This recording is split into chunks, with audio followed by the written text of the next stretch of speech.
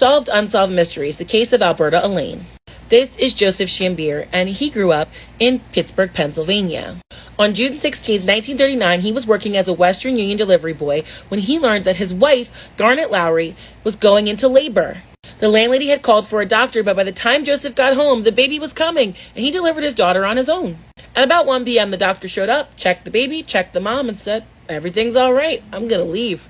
Because Alberta Elaine had come a few weeks earlier than either of them prepared, and Joseph said the day she was born he only had 14 cents in his bank account, they didn't have a bassinet.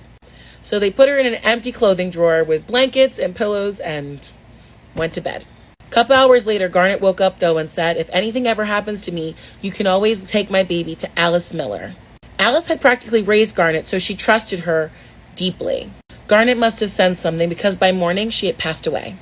And so Joseph began the process of going to work, taking his baby to Alice and taking her home. And then on November 30th, 1941, he decided to enlist in the military because he needed money.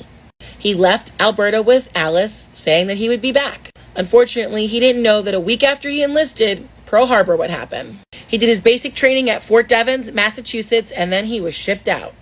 During this time, though, he never forgot about Alberta. He only had one picture of her, this one, which he kept inside of a Bible that he kept on him at all times. He would write letters to Alice in Alberta, but he never got any responses. In August of 1943, he suffered a pretty serious head injury during an air raid. He ended up needing to be shipped back to Boston Hospital for more treatment, and they stopped in Allegheny Airport, which is right near Pittsburgh. He decided to call Alice since he was in town and asked to see his daughter. A different woman picked up the phone, though, and went, "Oh, Joseph? We heard he died." Turns out when Alice heard that Joseph had died in the war, she put Alberta up for adoption. And the adoption was sealed, so Joseph was told, "You are never going to see your daughter ever again."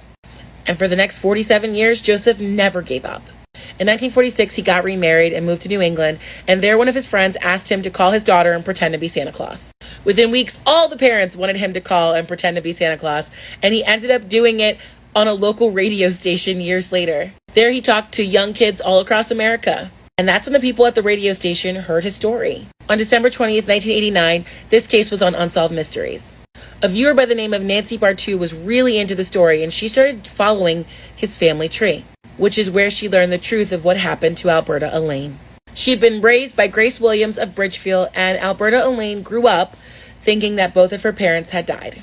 Unfortunately, her estranged husband, Paul Depew, ended up murdering her, and she was only 18 years old.